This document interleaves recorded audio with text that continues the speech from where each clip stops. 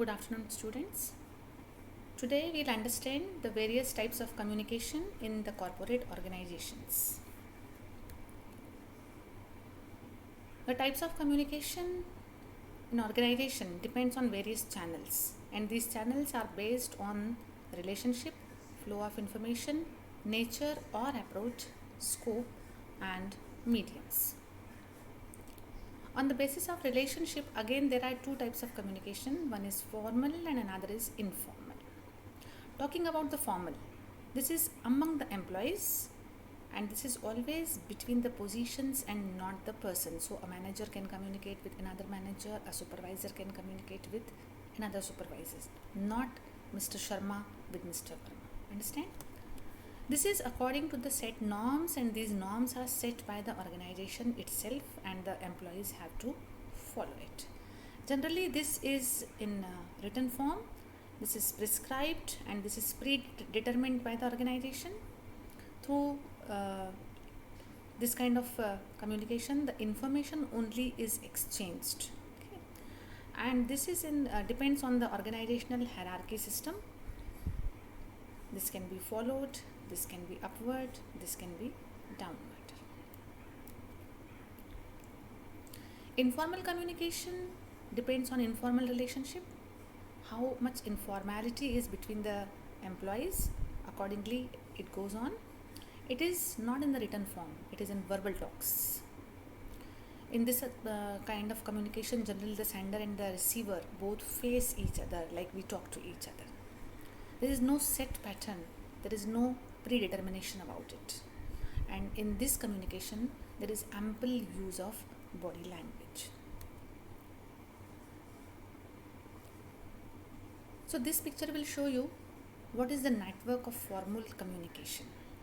You can see in this kind of a communication which is going actually downward, you can see that chairman and marketing director is passing on the information to the various directors, maybe marketing, finance, production, R&D, and again these directors are passing on information to the managers, and then the managers are passing on the information to assistant managers or project supervisors, superintendents or heads or whatever is there in the hierarchy. But this is known as the downward communication. In informal communication, you will see that anybody is talking to anyone. Managing director to director, director is talking to the manager. Manager can again talk to the manager of another plant. Any director can talk to anybody, and managing director can also talk to anyone. So because this is informal, so all the lines of communication are open to each other. So if you see on the basis of flow of information, you will find that there is vertical communication, and which is known as either downward or upward. Downward is when the process of communication goes from up to down in the hierarchy, like from managing director to board of directors to deputy general manager to departmental manager, assistant manager, superintendent, supervisor, then the workers or the employees, and vice versa it goes to the upward, from down to up. It's just opposite of the downward communication. Downward communication can be verbal, written or symbolic, and the media which we generally use during downward communication can be meetings, conferences, letters, orders, reports, notices, memos, manuals, etc. And the general objective behind downward communication is to direct the employees, to make them do what the higher authorities want to. The second objective is to explain the policies of the organizational procedure and also to apprise the subordinates regarding various incidents or happenings in the organization. Upward communication is a channel that pushes the flow of information upward, from down to up, just opposite the downward communication. Now this is used for providing feedback, which gives an outlet to the pent up emotions of the employees. This also asks for the constructive suggestions, and there is a greater harmony in upward communication because the workers feel some kind of belongingness. This has an open door policy, that means anybody can talk to the higher authorities. This may be through a channel.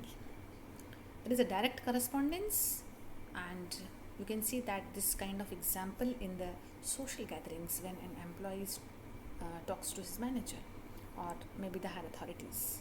And this is generally used for complaints and suggestions. For example, if I have to lodge a complaint against anybody, I have to communicate with my higher authorities, or even if I want to give some suggestions for the betterment of my organization, I can send those suggestions through upward communication channel to my higher authorities. Now this is horizontal or lateral communication. You can see the picture. You can see that this goes from department to department between the same positions and same category of the people. Now horizontal or lateral communication is between the departments and people on the same level. Objective of this kind of communication is to establish coordination between various departments. This is generally done through oral means. It can be face to face or telephonic. This is quite informal, and there is a free flow of communication, and the feedback is received immediately. Sometimes letters, memos, reports, and this kind of written means are also used for this kind of communication. Now this is diagonal communication, which is also known as line and staff communication, in which subordinates can meet the higher authorities. Look at the diagram. Now this is the last channel of communication, which we call as grapevine. I'm sure you know what grapevine is, how it goes on round and round on a pole which supports it. This is an informal channel, and it spreads in any direction very fast, like a grapevine does. It's a channel of horizontal communication. It includes rumors, gossips, baseless news, propaganda, distorted and tangled facts. And because rumors are involved into this, that is why truth and reality are generally lost. Then there are various types of grapevine. The first is single stand chain, in which communication flows in a straight line. Okay? It can be vertical or horizontal. Then there is a gossip chain. Message can be given to any person on a non-selective basis, and then the person will go on passing the information to more people, again on non-selective basis. Then there is probability chain. This is from one person to other person randomly. Then there is a cluster chain, where information passes to trusted and selected persons, and then they also do the same. For example, I trust you, then you trust somebody else, then that person trusts somebody else, and in this way the information goes on passing, and finally it spreads. And the consensus is to avoid the clash.